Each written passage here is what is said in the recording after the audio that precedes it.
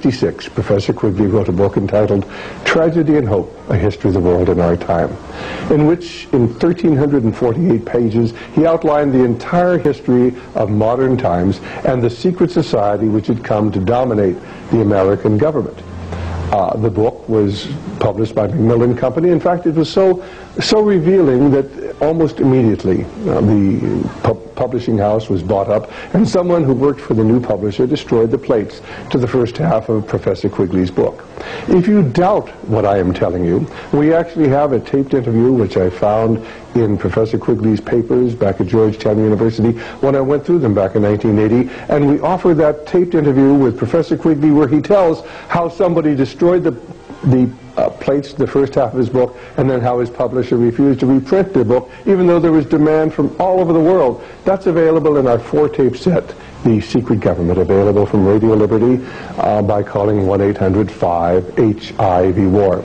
Now, of course, the Council on Foreign Relations is not the only organization working behind the scenes to change America from a free society into a corporate socialist or fascist society. There are many organizations, and that story is told in our video entitled The Brotherhood of Darkness, and the true story of the murder behind the Orient Express, and of course is contained, at least the soundtrack, in our 4-tape set, Secret Societies.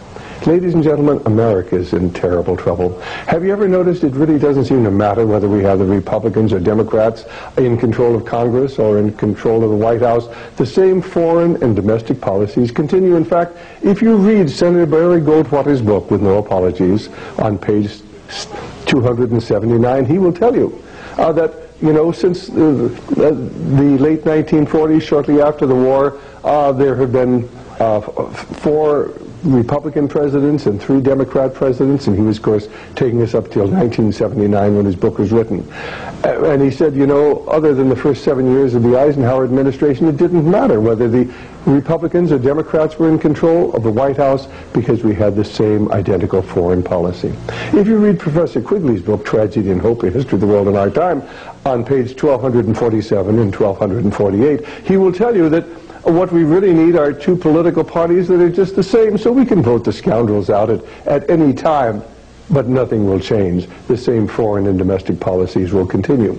In fact, Professor Quigley, on page 324 of his book, Tragedy and Hope, the one where the pages, the plates, the first half of the book were actually destroyed by someone, and the publisher refused to ever reprint the book in its entirety. Professor Quigley tells us that the central banks of the world are working to create a feudal system by which they can control the governments, and then the governments will control the people of the world.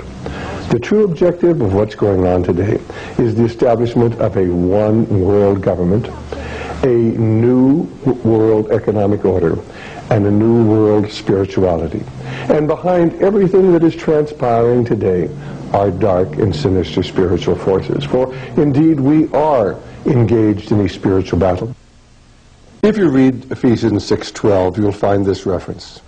For we wrestle not against flesh and blood, but against principalities, against powers, against the rulers of the darkness of this world, against spiritual wickedness in high places.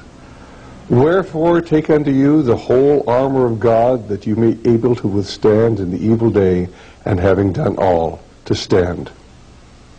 Ladies and gentlemen, the forces which control the Council on Foreign Relations and the Trilateral Commission and the Bilderbergers and the Masonic Movement and the Skull and Bones Society and the Federal Reserve Board and the central banks of the world are joined together in a continuity of evil. There are dark and sinister spiritual forces in the world today. They have financed communism since its inception. They financed Adolf Hitler. They took us into a no-win war in Korea. They took us into a no-win war in Vietnam. And of course today they are building up the military potential of communist China.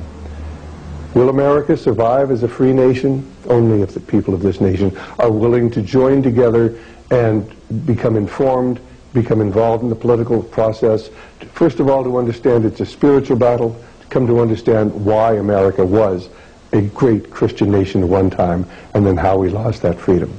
We are told by Abraham Lincoln And this is what he wrote back, or what he said back at the Lyceum in Springfield, Illinois, in about 1840. At what point should we expect the approach of danger? By what means should we fortify ourselves against it? Should we expect some transatlantic giant to step the ocean and crush us with a blow? Never. All the armies of Europe and Asia combined could never by force take a drink from the Ohio or make a mark on the Blue Ridge. Then at what point should we expect the approach of danger? And I answer, if it ever reaches, it must spring among us, it can never come from abroad. If destruction be our lot, we ourselves must be its authors and its finishers. As a nation of free men, we shall live on through all time or die by suicide.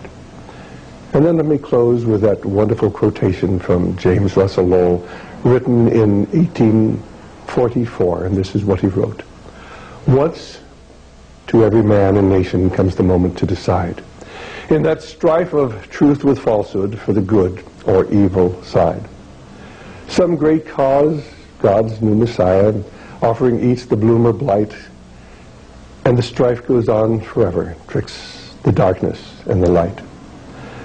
Then to side with truth is noble, ere to share her wretched crust, ere her cause brings faith, fame, and fortune, and 'tis prosperous to be just. Then it is the brave man chooses, while the coward stands aside, until the multitudes make virtue of the faith they have denied. Though the cause of evil prospers, yet his truth alone is strong.